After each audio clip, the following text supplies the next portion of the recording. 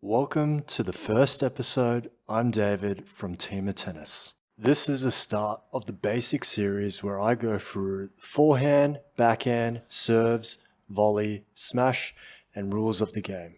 Okay, let's start with the forehand. I teach this method because you can train by yourself.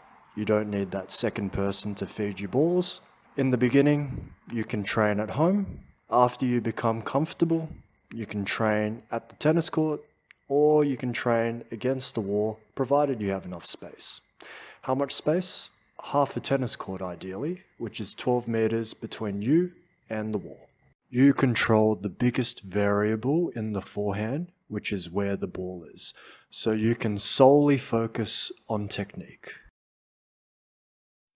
These instructions are for right-handers. If you're a lefty, switch the instructions from right to left. Step 1. Stand side on with knees slightly bent, left foot in front, pointing roughly in the northeast direction. The back foot is pointing in the east direction.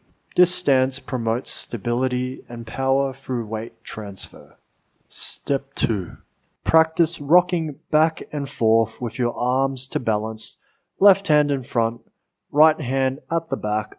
Feel that weight transfer from your back foot to your front foot. Step 3. Now swing your right arm at the same time when transferring your weight from your back foot to your front foot. Let your shoulders and upper body rotate with the right arm. Notice the slight bend in the arm, which provides more stability than a straight arm in the forehand. Notice how the back foot lifts up at the end of the swing. Step 4. Notice where I stop with my swing. This is your ideal ball contact spot. Burn this spot into your memory. Your goal in tennis is to hit every forehand right here in the middle of your palm. Your ball contact spot is around hip height, just slightly out in front of your left foot. Pay attention to the short backswing. This helps improve timing. Most of the power comes from a combination of timing, weight transfer, and ball contact zone.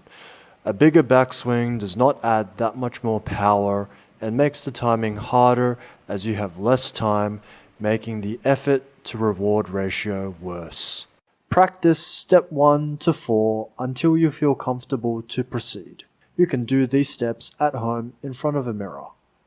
Step 5. Grab your racket. The racket handle has 8 sides, also known as bevels. The middle part between your thumb and index finger should be touching bevel 2. If you're left-handed, you should be on number 8. This is called the Forehand Continental grip, and I feel it allows the most natural arm and wrist position for the shot, meaning it's similar to the step 3 exercise. Step 6. Now practice step 3, except this time holding the racket in the continental grip. Try and picture the racket as an extension of your arm and that the middle of the strings is the palm of your hand. Notice where the same part of the swing where I make contact with the ball, it's still at hip height, out in front. Burn this position into your memory. You want to make contact with the ball here every time you hit a forehand. Practice step 5 to 6 until you feel comfortable to proceed. You can do these steps at home in front of a mirror. Just be careful not to hit anything. Step 7. Now you're ready to drop and hit the ball either at the tennis court or against the wall. With your left arm out in front, drop the ball by releasing your hand without moving your arm and hit the ball with the swing practiced in step 6.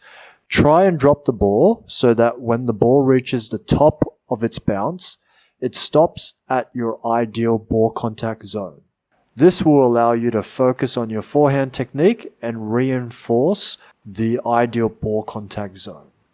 Step 8. Do the ball drop forehand drill at the service line. Aim to hit between the singles and doubles line. The goal is to hit the ball as straight as possible. If hitting against the wall, either mark the wall or make a landmark against the wall to assist you in knowing when you hit the ball straight.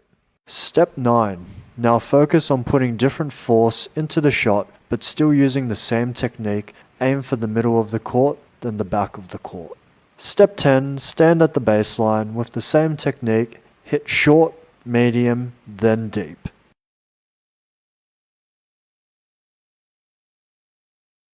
Key points which you can save as a screenshot. Text in the description below for copying and pasting. Once you're comfortable with the drills, being able to consistently control the power and hitting the ball in between the singles and doubles line, or relatively straight against the wall, you're ready to hit some forehands on non-stationary balls, for example from another person, a ball machine, or a rebound off the wall.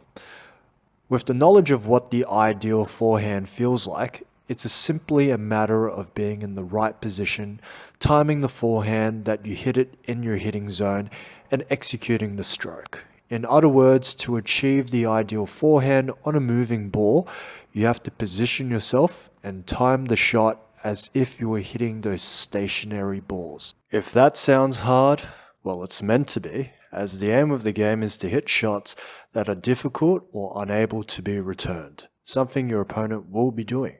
Pro tip, it's quite easy to hit the ball late when hitting against the wall, so don't fall into that trap. Concentrate on being ready to hit that ball out in front in your hitting zone. It's important to know what the ideal shot feels like, so try and practice these drills before you jump straight into rallying and hitting against the wall, as you'll soon find out how much more difficult it is to hit a moving ball compared to a stationary ball. So start with that stationary ball and work your way up towards the moving ball. Thanks for watching. If you found this video helpful, please like, comment, subscribe, and keep improving.